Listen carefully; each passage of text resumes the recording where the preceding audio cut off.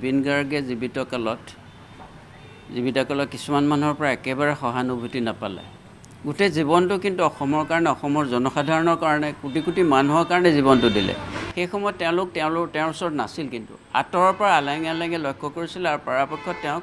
আচৰিছিল বিভিন্ন ধৰণৰ সমালোচনা কৰি গতিকে এতিয়া ইলেকশ্যন যেতিয়া আহিলে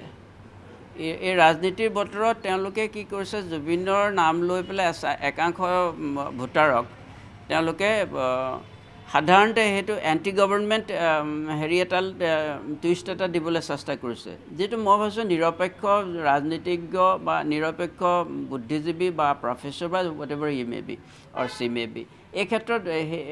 সম্পূৰ্ণৰূপে তেওঁলোকে নিমাত থকা ভাল নিৰপেক্ষই থাকক অসমৰ ভোটাৰক তেওঁলোকে মূৰ্খ বুলি ভাবিব নালাগে আজিৰ যিটো প্ৰজন্ম আমাতকৈ বহু বেছি মানে ইণ্টেলিজেণ্ট জেন আলফা এই জেনেৰেশ্যনকেইটা আমাতকৈ বেছি মানে কথা এনালাইটিকেল তেওঁলোকৰ কেপাচিটি আছে তেওঁলোকে নাভাবিব যে তেওঁলোকে জাতিটোৰ বিবেক বুলিবলৈ ভাবি পেলাই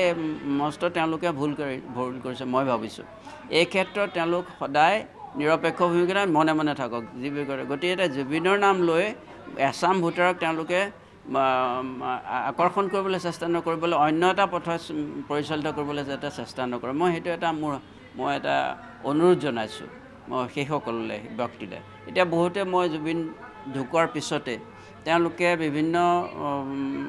ৰাইটাৰৰ হেৰি লৈ পেলাই তেওঁলোকে কালেকশ্যনো লৈছে জুবিনৰ নামত কিতাপ উলিয়াইছে আৰু যথেষ্ট সংখ্যক বিক্ৰী হৈছে অৰ্থনৈতিকভাৱে টনকিয়াল হৈছে কিন্তু সেই দিশত জুবিনে একো নাপালে সেই সন্মান নাপালে সেই তেওঁলোকে জীৱিতকালত যদি এশালো তেওঁৰ কাৰণে লিখিলেহেঁতেন তেওঁলোকৰ জুবিনৰ বিভিন্ন সংগীতৰ ওপৰত তেওঁলোকে আৰ্টিকল লিখিলেহেঁতেন বিভিন্ন প্ৰচাৰ মাধ্যমৰ যোগেদি হেৰি কৰিলে তেতিয়া জুবিনে হয়তো এটা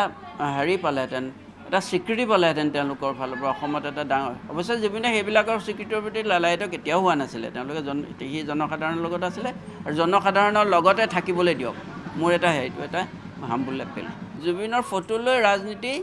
কৰিব একেবাৰে নালাগে জুবিনক এই বস্তুটোলৈ ৰাজনীতিলৈ ঊৰ্ধত ৰাখি পেলাই কাম কৰে যদিহে জুবিনৰ প্ৰতি শ্ৰদ্ধাশীল হয়